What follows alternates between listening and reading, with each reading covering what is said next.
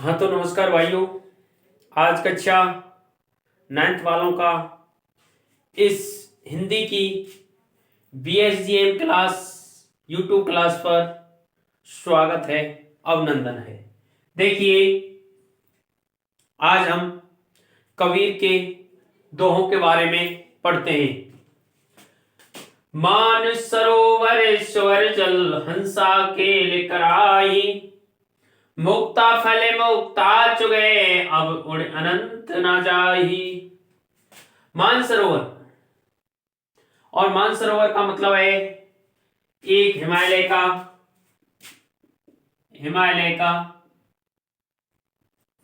पवित्र सरोवर या फिर पवित्र मन। सुवर यानी भरा हुआ है, जल यानी जल। हंसा यानी हंस या हंसा कुछ भी। केली यानी कीड़ा, कराई यानी करता है। मुक्ता फल यानी होता है मोती।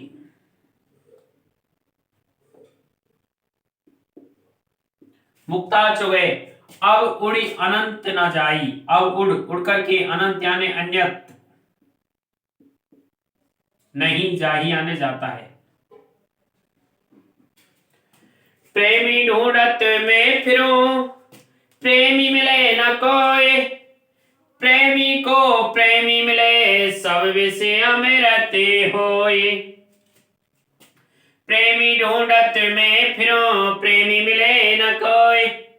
प्रेमी यानी प्रेम करने वाला या फिर भगवान का भक्त।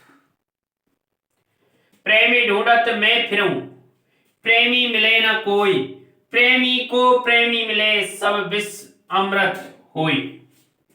हस्ती चढ़िए ज्ञान की, हस्ती यानी हाथी, या हस्ती यानी सवारी। हस्ती चढ़िए ज्ञान को सहज दुलीचा डार, यानी आसन लगा करके बैठना। स्वान यानी कुत्ता। स्वान रूप संसार है, भूखन दे झक मार। झक यानी पागलपन की तरह। भूख यानी भौंकना, भूखन यानी भौंकना, झक मारी। पखा पखी के कारणे, पखा पखी यानी होता है पक्ष विपक्ष, पक्ष और विपक्ष। पखा पखी के कारणे सब जग रहा भुलान, निरपक्ष यानी निष्पक्ष होकर के। होए के हरि भजे, हरि का भजन करे, भगवान का भजन करे।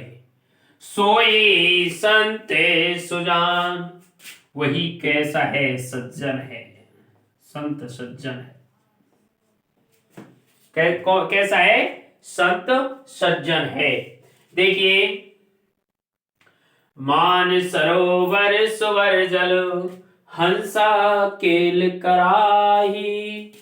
मान सरोवर जो हिमालय का पवित्र सरोवर है, वह पूर्ण रूपेण भरा हुआ है, जल से भरा हुआ है, और उसमें हंसा केले कराही। और हंसा क्या कर रहे हैं? उसमें क्रीड़ा कर रहे, हंसा उसमें खेल रहे हैं। मोक्ता फले मोक्ता चुगे, अरे जो हंस है वो उसमें मोती चुग रहे हैं।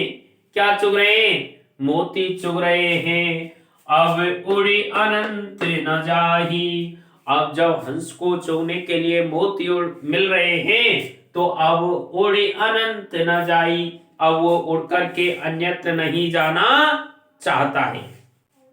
इसका एक और अर्थ, मान सरोवर सुवर जल, जो हमारा मन है वह भक्ति भाव से, सरस से बिल्कुल शीतल के समान भरा हुआ है, हंसा, और जिसमें हमारे शरीर में जो हंस है, केले कराही, जो मन रूपी जो आनंद है उससे हमारा मन भरा हुआ है, उसमें जो हंस है, जो प्राण है, जो आत्मा है, वो केल कराही, वो क्रीड़ा कर रही है। मुक्ता फल मुक्ता चुगे, मुक्ता फल यानी मोक्ष, दूसरा अर्थ क्या निकलता है? मोक्ष। तो जो आत्मा है, क्या आत्मा, वो क्या, उसके लिए मोक्ष की प्राप्ति हो रही है। तो फिर अर्थात आत्मा को परमात्मा मिल रहा है, तो फिर वो उड़ करके अंत क्यों जाएगा। प्रेमी ढूंढत में फिरूं, प्रेमी मिले न कोई, अर्थात प्रेमी ढूंढत में फिरूं, जो भगवान का भक्त होता है वह हमेशा के लिए भगवान के भक्त को ढूंढता हुआ फिरता है। प्रेमी मिलो न कोई, लेकिन भगवान के भक्त बहुत कम हैं, इसलिए एक भक्त के लिए भक्त बहुत कम संभावना होती है मिलने की। प्रेमी मिले, प्रेमी को प्रेमी मिले, अर्थात जो प्रेम करने वाला है भगवान से, ऐसे प्रेमी को इस प्रकार का भक्त मिल जाता है, तो जो विष होता है, जो विष रूपी वातावरण है, वह है अमृत रूपी वातावरण में बदल जाता है। हस्ती चढ़िए ज्ञान को, सहज दुली चाडार, स्वान रूप संसार है, भूकन दे झक मार। हस्ती चढ़िए ज्ञान की, अरे ज्ञान रूपी हाथी की सवारी चढ़नी चाहिए, ज्ञान रूपी हाथी की सवारी पर बैठना चाहिए। सहज दुली चाडार, और उस पर आसन लगा करके बैठना चाहिए, क्योंकि स्वान रूप संसार है, जो ये संसार है ये कुत्ते की तरह है, एक कुत्ते की तरह है, क्योंकि भूकन दे झक मार। अरे जिस प्रकार से हाथी के पीछे कुत्ते भूखते हैं, उसी प्रकार से ये जो संसार है, यह जो अच्छा आदमी होता है, जो भगवान का भक्त होता है, जो भगवान का भजन करता है, उसके पीछे लग जाते हैं। इसलिए जो पीछे से लगे हुए हैं, जिस प्रकार से हाथी कभी भी कुत्तों की तरफ नजर करके नहीं देखता है, वो पागलों की तरह झक मार के, झक यानी पागलों की तरह, पागलपन की, जिस प्रकार से पागलपन की तरह कुत्ते भौंकते रहते हैं, उसी प्रकार से हमें अपने लक्ष्य को साधना है, लक्ष्य की तरफ देखना है। कभी भी हमको पीछे मुड़ के नहीं देखना है, क्योंकि ये संसार है वो श्वान रूप है, वो उसी कुत्ते की तरह जो हाथी के पीछे घूमते हैं, उनको भौंकने दो और अपने लक्ष्य को प्राप्त करो। पखा पखी के कारणे सब जग रहा भुलान, निरपख होए के हरि भजे, सोही संत सुजान। पखा पखी के कारण, देखो पखा पखी, ये मेरा है, ये तेरा है, ये उसका है, ये इसका है, ये पखा पखी, ये पक्ष विपक्ष के कारण सब जग रहा भुलान। हम इस संसार को भूल चुके हैं, हम हमारे कर्तव्य से विमुख हो चुके हैं, हमें क्या करना है क्या नहीं करना है इस सब के बारे में हम भूल चुके हैं। निरपक्ष होए के हरे भजे, अरे पक्ष विपक्ष के कारण हम हरि नाम को भूल चुके हैं, संसार को भूल चुके हैं। निरपक्ष होए के हर भजे, अर्थात इस निष्पक्ष होकर के जो हरि को भजे, हरि नाम को भजे, जो प्रभु को भजे सोई संत सुजान, वही सच्चा भक्त है। वही क्या है? सच्चा भक्त है। आगे देखिए,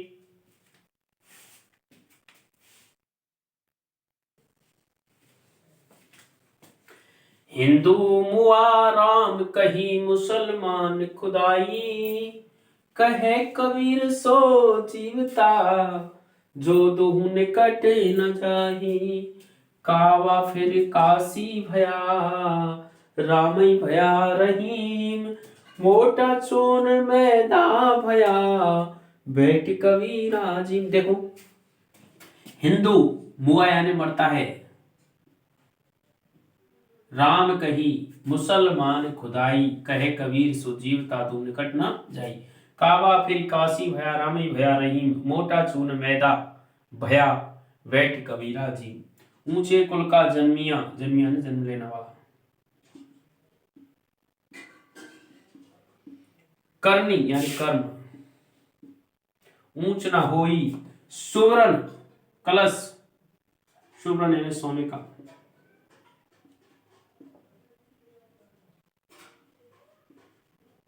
सुवर्ण कलश, सुरा भरा, सुरा यानी शराब। साधु निंदा सोई, साधु यानी सज्जन, निंदा सोई करते हैं। देखिए, हिंदू, हिंदू यानी हिंदू, मुआ यानी मरता है, राम कही, हिंदू राम राम कह करके मरता है, मुसलमान खुदाई, और मुसलमान खुदा खुदा कह करके मरता है।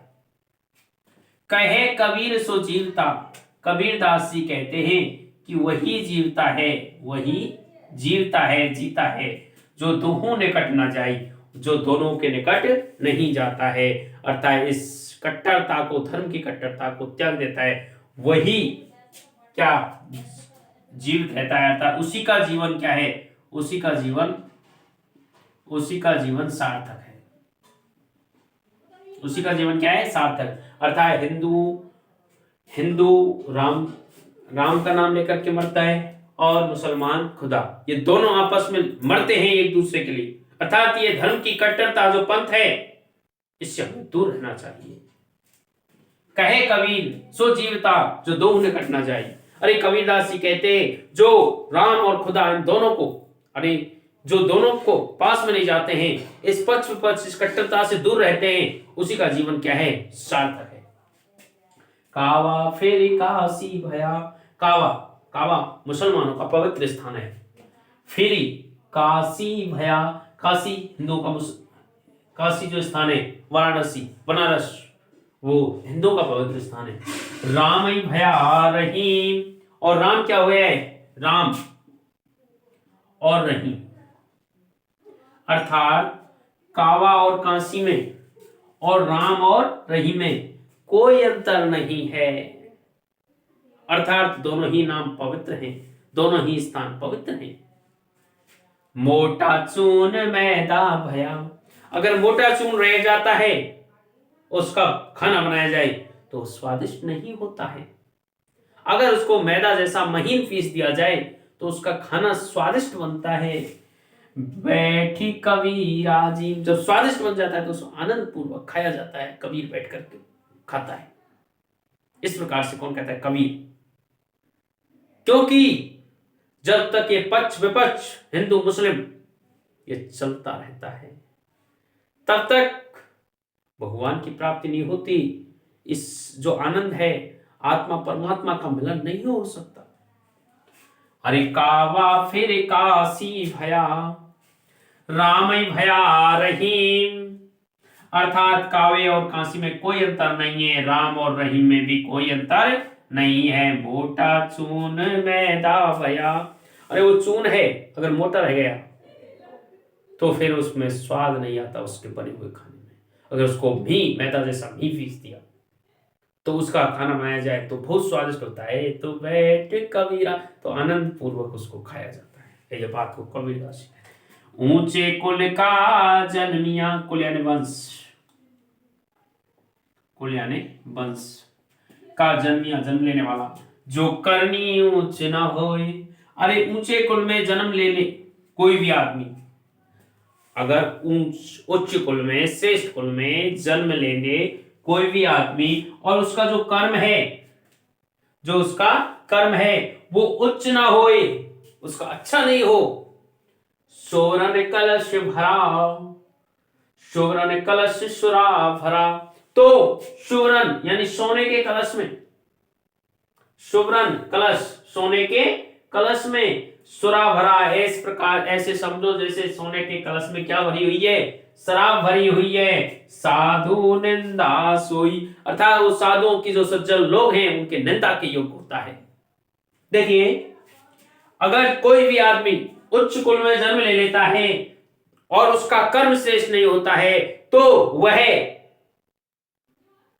सज्जन लोगों के निंदा का पात्र होता है। उसी प्रकार से जिस प्रकार से सोने का कलश है और उसमें शराब भर दी जाए तो वो सोने का कलश एक योग्य नहीं होता, वो निंदा के योग्य ही होता है। इस प्रकार से ये फत, ये दोहे, अब आगे हम पदों को देखते हैं।